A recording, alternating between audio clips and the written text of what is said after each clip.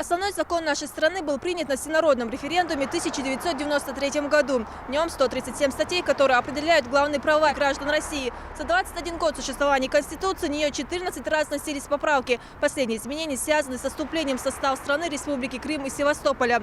Сегодня эти регионы впервые отметят праздник в новом статусе. Для Чечни принятие Конституции в 2003 году стало знаковым событием, позволившим начать строительство мирной жизни. Первый президент республики Ахмад Хаджи Кадыров сумел убедить народ, а потом и доказать на деле, что именно Конституция выступает гарантом стабильности в любом государстве. Его решимость покончить с военным конфликтом в регионе была поддержана и народом, и президентом России Владимиром Путиным. Начиная с 1991 года, те террористы всех мастей, также агенты зарубежных государств планировали развал России через Чеченскую республику.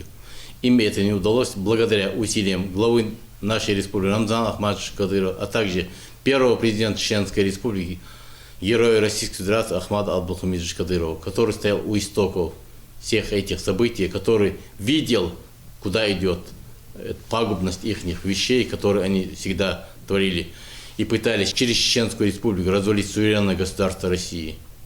Им это не удалось и не удастся, потому что чеченский народ на референдуме сказал: мы живем в составе Российской Федерации и мы часть России. После референдума о принятии Конституции жители Чечни стали полноправными гражданами Российской Федерации. С этого исторического момента защиту прав каждого человека в республике стал гарантировать основной закон государства. По традиции, в этот день во всех министерствах и ведомствах проходит прием граждан. Алауди Мугамаев пришел в прокуратуру, чтобы выяснить причину, по которой ему отказывают в льготах, полагающихся как инвалиду первой группы. В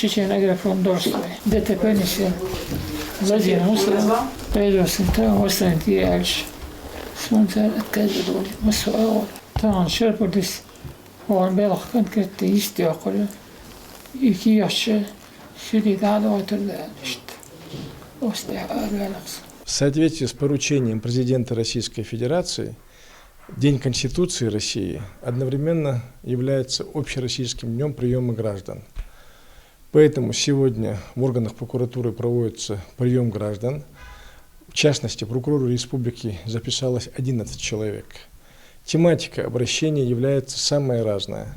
Это нарушение трудовых прав, это нарушение земельных прав.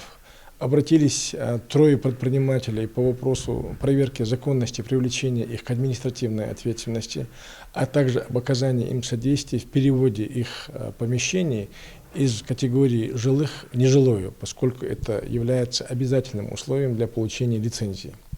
В тех случаях, когда помощь может быть оказана незамедлительно, мы это делаем путем непосредственного контакта с профильными министерствами и органами местного самоуправления.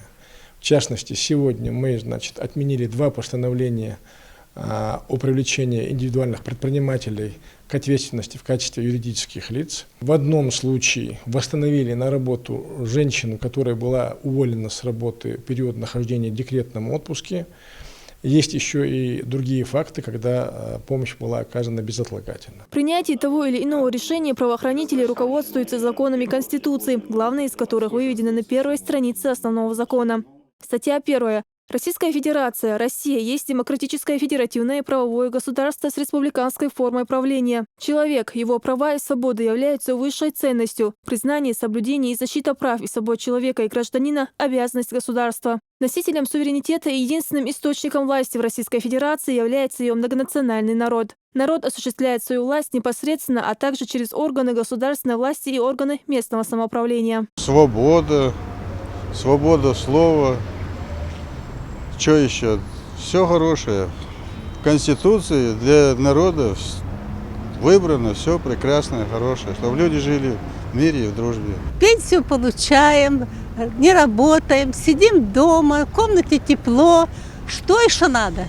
Конституция, которая в этом году исполнился 21 год в нашей стране, символизирует стабильность, а главное – ответственность не только граждан, но и власти перед обществом. Основной закон обладает высшей юридической силой, а его строгое соблюдение гарантирует развитие и безопасность каждого человека. Фатима Магомшарипова, Халид Малсаев и Дауд Куруев. Новости.